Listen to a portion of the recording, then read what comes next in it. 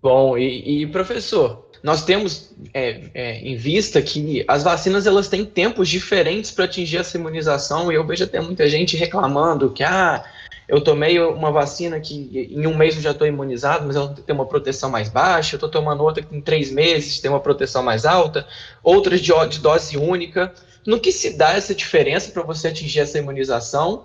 E qual é essa principal diferença, qual a importância da primeira dose, da segunda dose, de tomar a primeira e a segunda dose, nessas que necessitam de 2 doses? A gente, quando estabelece uma vacina, a gente tem as fases, né, da vacina. E aí, uma primeira fase, e aí, mais uma vez, a gente escutou muito isso. Eu não vou tomar essa vacina porque foi uma vacina que foi feita na correria, é uma vacina com menos de 1 ano. Realmente, a vacina do SARS-CoV, ela foi desenvolvida muito rapidamente. Por que que a gente conseguiu essa vacina tão rápido? Para te responder, eu vou te fazer um pequeno histórico. A gente teve inicialmente um surto de infecção por um SARS-CoV em 2002, na Ásia. Esse SARS-CoV de 2002 infectou em mais ou menos, aproximadamente 10 mil pessoas. Ele mostrou um índice de mortalidade de 9,5%. Países asiáticos entraram em pânico com esse primeiro SARS-CoV, mas o surto controlou, foi um surto regional. Imaginou-se que esse SARS-CoV de 2002 faria uma pandemia mundial, mas não. Esse SARS-CoV de 2002 permitiu com que os cientistas começassem a pesquisar mais a fundo a família Coronaviridae. 10 anos depois, em 2012, a gente teve um surto no Oriente Médio por um outro coronavírus, que é o MERS, é o vírus do Oriente Médio. Esse apresentou um índice de mortalidade de 35%. Imaginem o nosso coronavírus, o SARS-CoV-2, a mortalidade é em torno de 1 a 2% na população sadia. Esse do Oriente Médio apresentou 35% de mortalidade. Imaginem essa pandemia com um vírus de 35% de mortalidade. Seria o caos completo. Ou seja, a gente já está vivendo o caos com 1% de mortalidade, né? Mas aonde que eu quero chegar? Eu quero chegar no seguinte: o conhecimento em relação a esse SARS-CoV de 2002 e do MERS nos permitiu aplicar no SARS-CoV agora, registrado na Organização Mundial de Saúde em janeiro de 2020. Eles têm uma semelhança genética muito grande. Então, todo o conhecimento do SARS-CoV-1 foi adaptado para o SARS-CoV-2. A gente ganhou com isso uns 2 anos de pesquisa em relação à vacina. E aí, numa primeira fase de vacina, que é a fase muito demorada, em que você faz testes laboratoriais em células, em animais, para ver se a vacina é factível, para ver se eu consigo encontrar uma estrutura no vírus que estimularia o sistema imune. Então, essa etapa foi muito adiantada para nós. E essa primeira fase é justamente isso, identificar quais estruturas do vírus são capazes de estimular o nosso sistema imune. A partir daí, a gente entra nas fases clínicas. Na primeira fase, a gente vai testar a segurança daquela estrutura do micro-organismo que eu quero usar como vacina. Segurança e antigenicidade, que é a capacidade daquela estrutura do vírus de desencadear a resposta imune. Na primeira fase, eu faço com dezenas de pessoas. Ali eu estabeleço, nesse grupo de pessoas, a capacidade que essa estrutura viral que eu identifiquei como uma potencial vacina tem de desencadear uma resposta imune protetora. Então, aí inicia o conhecimento. Essa vacina, uma dose só resolve. Essa vacina, eu preciso de 2 doses. Essa vacina, eu preciso de 3 doses, como no caso da hepatite B. Evolui para a fase clínica 2, em que você avalia novamente dose e esquema da vacina, que você estabeleceu inicialmente com dezenas de pessoas, mas agora você extrapola isso para centenas. E verifica a eficácia desse primeiro protocolo que você estabeleceu. E testa outros protocolos. Isso na fase 2. Passou da fase 2, você mudou alguma coisa em relação. Você chega à conclusão que é melhor uma dose só, ou que é necessário uma dose e 20 dias de intervalo, uma dose em 1 mês, 3 doses. Você muda alguma coisa em relação à primeira fase, ou a segunda fase reafirma o que você tinha identificado. E aí você passa para a terceira fase, em que você novamente avalia eficácia do seu regime vacinal e segurança. A terceira fase são milhares de pessoas testadas. No Brasil, quando você tem resultados de terceira fase, você já tem a autorização para solicitar o registro emergencial da vacina na Anvisa.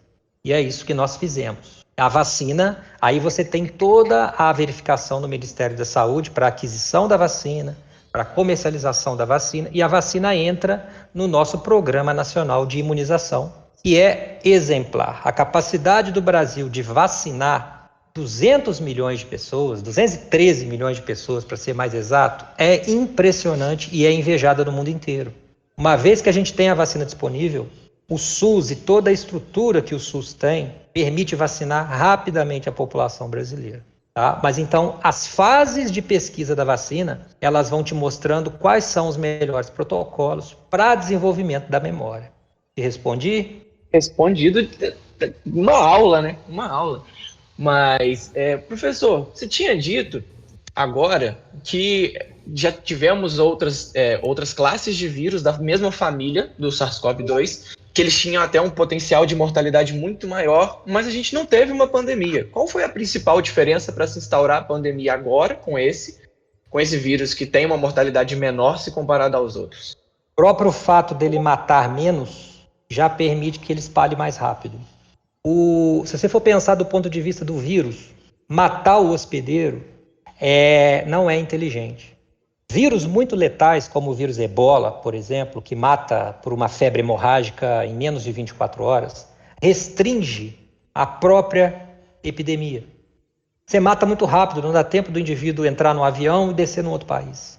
Então, a própria característica do SARS-CoV-2, de não ser tão letal, e o grande pulo do gato para o vírus foi a modificação que ele sofreu em relação à capacidade de se transmitir. O SARS-CoV-2 ele mostrou uma grande capacidade de transmissão de um indivíduo para o outro. A média é que um indivíduo infecta ao menos outros 4 num convívio social normal. Isso é muita coisa. Então, as grandes conquistas do SARS-CoV-2, a grande conquista dele é não matar muito rápido e ter adquirido essa grande capacidade de transmissão via respiratória, via perdigotos, né, via saliva. Atrelado a isso, ser um vírus de RNA. Vírus de RNA, eles têm uma grande capacidade de modificação, pela ineficiência que eles têm de copiar o próprio genoma. As nossas células, nós somos um animal muito complexo. E quando a gente duplica o nosso DNA, a gente tem uma enzima que participa da duplicação do nosso DNA, que é a DNA polimerase. Quando ela está duplicando o nosso DNA, ela comete um erro a cada 10 milhões de cópias de estruturas do nosso DNA que ela faz. Você imagina, na sua vida profissional, você fazer a mesma coisa 10 milhões de vezes e errar uma vez só. Você atingiu quase que a perfeição. A nossa DNA polimerase é assim. Ainda assim, ela comete erros. E esses erros são revisados. E ainda assim, escapam mutações. E por isso nós estamos aqui. A vida demorou 3,8 bilhões de anos para chegar nos seres humanos, em termos de evolução, porque, eventualmente, mutações escapam. Uma mutação escapa e te dá um câncer. Tá? Mas nós temos uma capacidade de revisão absurda.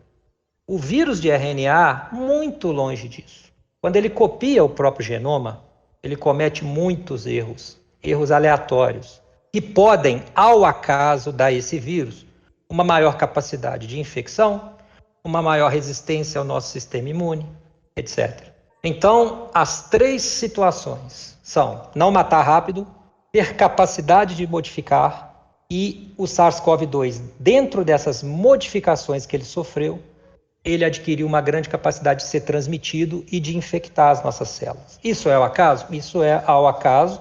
E aos poucos, a relação parasita-hospedeiro vai se aprimorando. O vírus vai se aprimorando ao seu hospedeiro.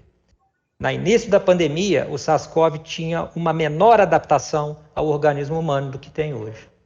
Certo. E até mesmo por isso que nós temos hoje a variante Delta, né? Ela é mais infecciosa ainda, ela é mais contagiosa ainda do que Exatamente. Os parâmetros iniciais, não é? Exatamente. O vírus, em contato com o seu hospedeiro, ele vai se multiplicando e surgem mutações aleatórias. Não esqueçamos que a evolução ela não tem um propósito específico, mas surge uma mutação que, se favorecer aquela partícula viral vai predominar no ambiente.